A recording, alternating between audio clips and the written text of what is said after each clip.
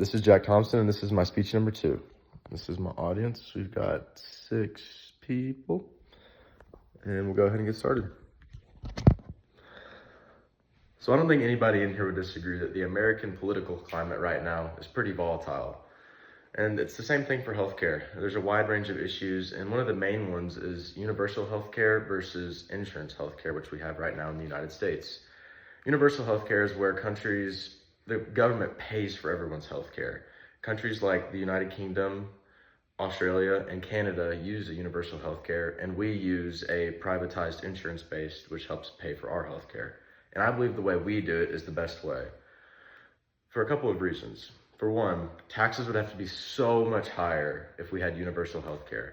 To pay for 300 million Americans to have healthcare each would cost so much money that taxes would have to be so much higher, or the budget deficit would go so much higher than it is right now. It would cause so many problems, and it would hurt the consumer more than it would help the consumer. Additionally, patients would have to wait so much longer to see a doctor. There's a stat that says people in Canada have to wait 30 weeks to see a doctor after they've called in for an appointment, whereas in America, the average is only 30 days. That's a 7 times longer wait time, and it's because they use universal healthcare.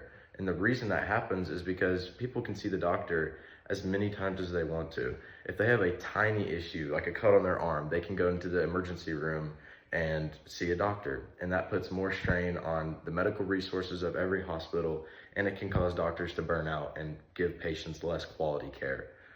Additionally, there's less of an incentive for doctors to innovate new medical inventions. Creating a new machine or creating a new procedure to benefit patients seems a lot less enticing whenever the payment stays the same. Putting in all that extra effort doesn't increase how much money you're going to make, so why would doctors innovate?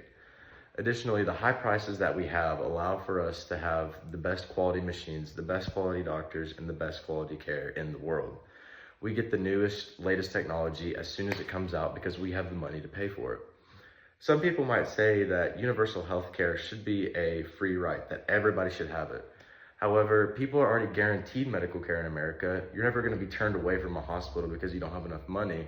You just have to be able to pay for it afterwards, which is where the problem starts. However, the universal healthcare model comes with the higher taxes, like I said earlier, and according to the Committee for a Responsible Federal Budget, 2 ways to pay for this would be to double all income tax rates, which would be devastating. I think everybody in here would agree. And we would have to reduce spending by 80% on every other government expenditure. That would include Social Security, infrastructure, schools, and I think the quality of life in America would go down so significantly with that much of a reduction in spending. As I said before, healthcare quality will decrease, and people from all over the world come to America to receive their care. The U.S. International Trade Commission states that hundreds of thousands of people come to America every year to receive health care. That means they're spending thousands of dollars on plane tickets, traveling, accommodations, everything in between, to come to America to receive greater health care. I think that says a lot, that people care more about the quality of the care they receive rather than the price that they can get. And if we changed our model, that would change, and people would simply stay in their own countries to do that.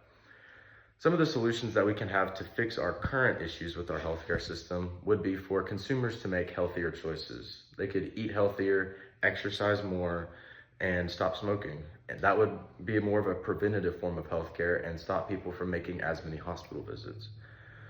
Also, reforms to the health insurance program could help to fix the problems we're currently facing.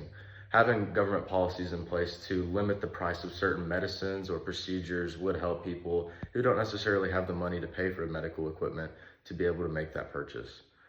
Finally, increased patient education about their individual needs would help to improve the healthcare system. People would go to the hospital less often if they knew exactly what they needed as a patient and were able to make an informed decision about what they actually need.